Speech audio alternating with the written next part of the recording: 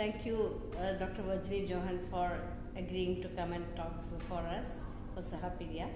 To introduce Virginie, she has been a very avid scholar and practitioner of Kudiyattam. She has been coming to India for the last 20 years and has engaged with all the practitioners here and all the texts, and has also taken a PhD now in Kudiyattam. She's just secured a PhD, and she still continues with the art form, not just as a side occupation, but as a serious profession. And she has been a very, very committed scholar all these years. So I'd like to ask her some questions about what made her take up Kudiyattam, what was her engagement with Kudiyattam, what did you think, I mean, how did it happen that you got interested in Kudiyattam from coming from afar? Did you happen to see it in your country, or was it because you came to Kerala? How did it happen, and what was the inspiration for you? Well, I've always been interested in epics, Mahabharata, Ramayana. I started even our French epic, Greek epics. I started to read the epics early. Then when I was in, after BA, when I went to university, I was from performance study, then I took some classes in Indian study also. Then I became more and more interested in Ramayana. When I went in my master degree, at that time I wanted to make a master degree about the Ramayana performance in India. It was a huge subject. But at that time, fortunately, Kudiyattam came to Paris. In fact, Milena Salvini made this group come in '98. Also, it was the second tour, Kudiyattam tour to France. The first one being... Théâtre de la Ville? Where was this performed? The Kalamandalam group came for 2 months and they performed in Théâtre du Soleil. And Ramacharya, who became at that time my guru, gave a workshop for 1 month in a place called ARTA, Association for Theatre Research, a tradition of theatre research. And so I attended this workshop, and since that time first of all I found my Ashan, because I also worked with him on the morning, not only in the afternoon, but full morning, and we became close. Spine from Ramacharya? No, junior. Yeah, junior, Kalamandalam. Yeah, of course. Yeah, and secondly, I felt very interested in Kudiyattam. I did my master only on it, and 3 days after that, I was in India for 9 months and in Kerala, and starting studying in Kerala. At that time, were you with Kalamandalam, or were you with some other institution?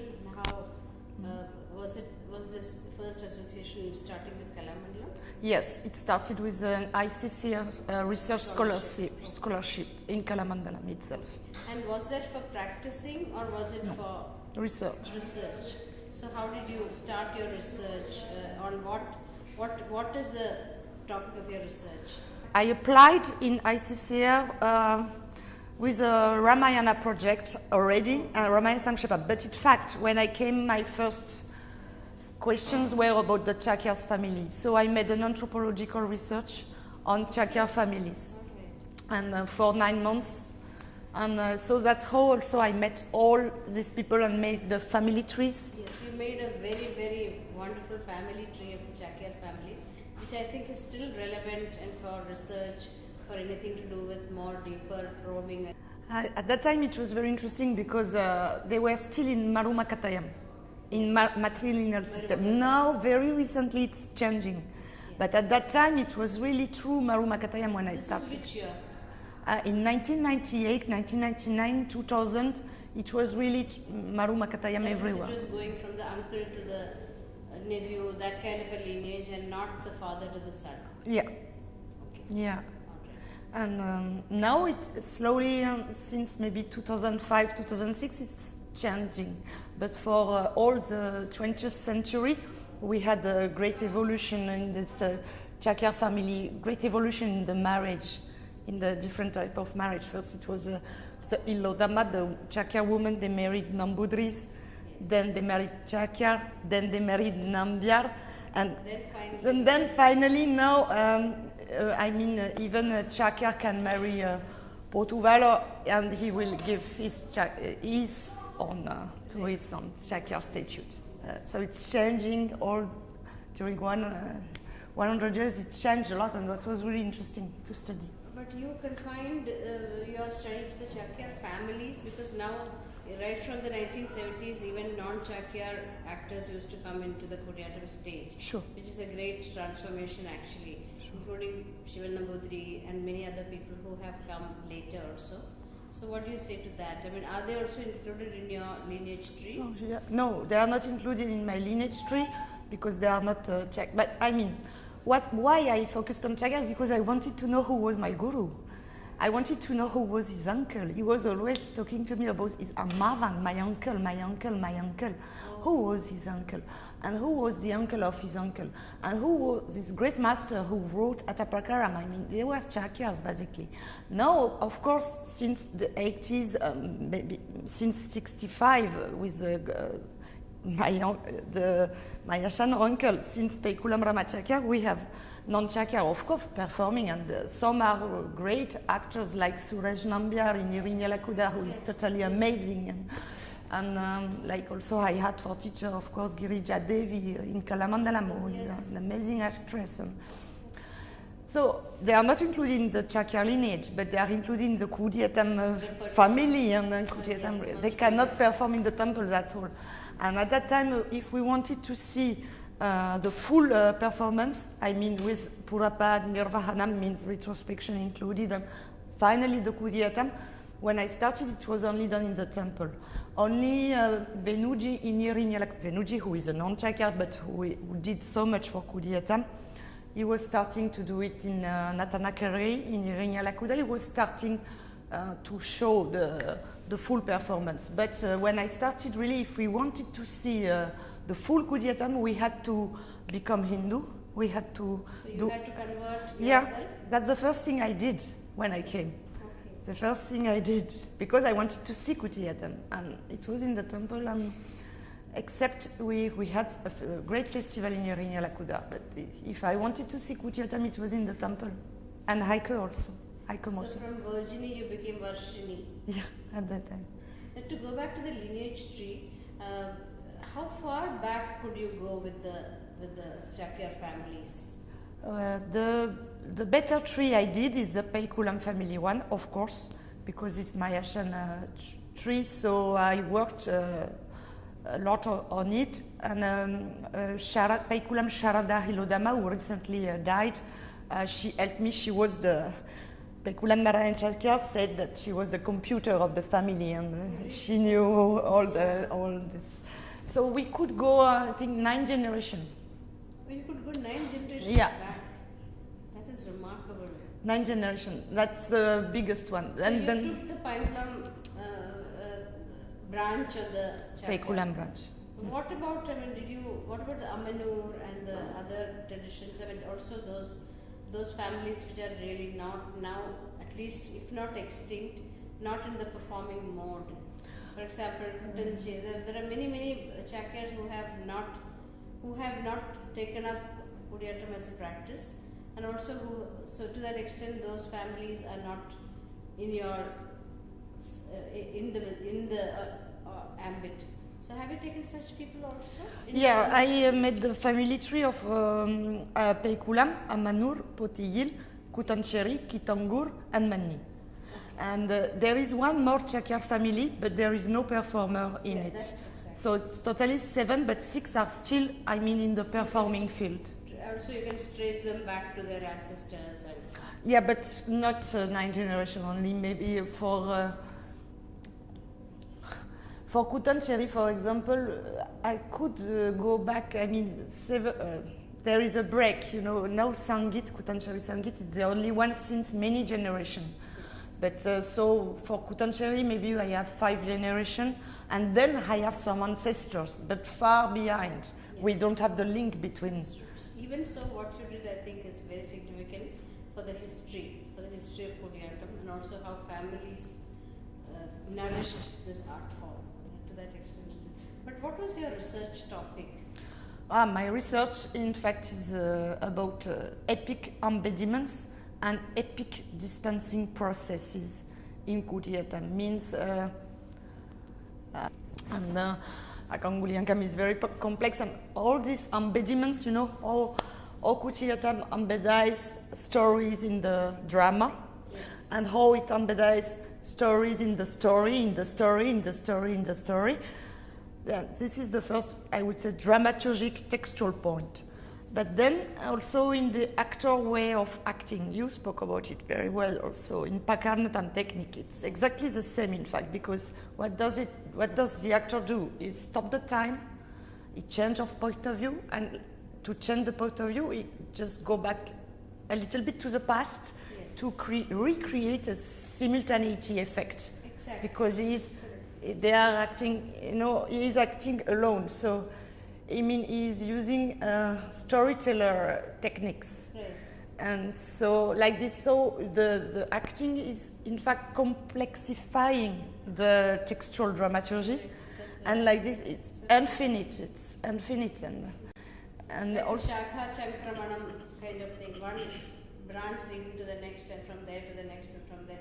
So the whole tree or the universe is created from one leading to the other. That kind of a mode of, I think that kind of a mode of sustaining the tradition. It's labyrinthic. Yes. And also, for example, for me, a good, also the performer, he has different faces like Brahma. He can be the dancer who is doing the kriyas, Yes. which are ritualistic in Kudyatam. The dance is ritualistic, it's not emotional in Kudyatam. So the Nadan, then there is the Sultan, the storyteller doing the Nirvahanam, and there is the Vesham, the character, and then there is the actor himself. For example, if he has one problem with the Chuti, he will just hide himself. Or if he has he will go to Anyara and he will, you know, have a tea or re-put properly the headdress.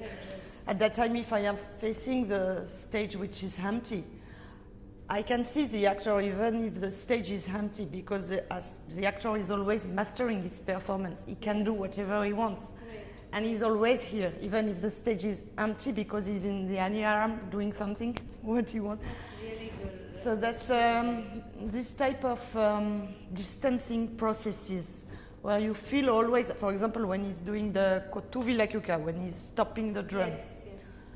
Rama cannot stop the drum. Rama You is know, this has been a constant question to me also. Why, for example, is I think the distinction between the actor and the character, and for example, why is Arjuna taking the stool and putting it onto the stage? Doesn't it create a kind of discord in your aesthetic sensibility? Actually, it does not. For exactly the reason that you said.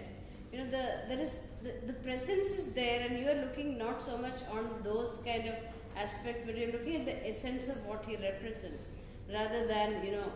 So I think that distinction you just now made, even if the actor is out on the stage, he's there as an invisible presence, and that's what you're relating to, not as his physical form or not as his soul. I think that's right, absolutely. sometimes the actor is also very visible, as you say. When he's taking the stool, he is very visible. The actor is still there behind the character. And there is one point very interesting, is that the first role to be performed in Kudyatam is the one of the Sutradhara. Sutradhara is an actor. Yes. So before for the Arangetam, the actor, each Chakyar, even if he's not becoming an actor after, each Chakyar of all Chakyar family, he must do his Arangetam. And for this Arangetam, he must perform Sutradhara Purapad from Badacharitam. And who is the Sutradhara? Sutradhara is an actor. And during this Sutradhara Purapad, he is saying, I am going to the stage. This is Attam. By gesture, he's showing, I am going to the stage today, I will perform, and he salutes the Brahmins. And then he starts a short portion. So the first role to be performed is the one of the actor. And then only the Chakyar, each Chakyar can have his Upanayanam. Yes, the rites of passage, Yeah. so to say. Yes. and then he can also learn some other, if he has an uncle who is an actor or a father, then he can learn Kudietam or not, I mean, but anyway, he has to do this. So I think this first stage, with this first role, Sutradhar makes also this actor presence very strong. Yes. And maybe this is one of the key of Kudietam. But distancing process are everywhere in theater. Exactly. But in Kudietam it's very strong. It's much more, it's in different layers. So you are, actually I also feel that it is deliberately you are seeing the actor and the character as two. There is no way that it is trying to merge, they're trying to create an illusion that he is so and so. He is Madhu interpreting such and such a character. He is Madhu interpreting Ravana. But Madhu and the actor are something different. Madhu is a social being. The actor is another. Is not the social. Yes. And Ravana is different. And of course, when it comes to Ravana, he can impersonate in any role. He can do any. So it is such a layered performance. Many layers. But your question, I mean, your remark is very difficult because, of course, there are some great actors like Madhu we are talking about, but I was thinking also about Amanur Madhavacharya. Sometimes, of course, Sudaji, they are merging together. You have the actor and the role are one. If you see Guruji, I mean Amanur Madhavacharya, who passed in 2008. I was going to ask you what was your experience with Amanur Madhavacharya? He was really the best actor I never saw in my life, in all traditions.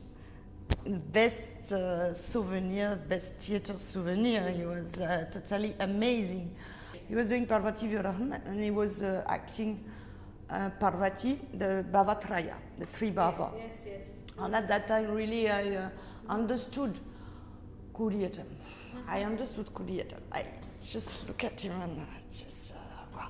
He was, what I told... Parvati for sadness for leaving and anger at Ganga and all that. That's what you mean, the Bhavatraya. Yes, that's what and this... love for Shiva. All the three coming together. Sadness at leaving, love for Shiva, and anger at Ganga. Yeah, but they say like this, but when I was looking at him, I was really feeling that these three feelings were coming all together in Parvati's heart. Okay, all together she was feeling this, and the learned spectator could make the stop in time.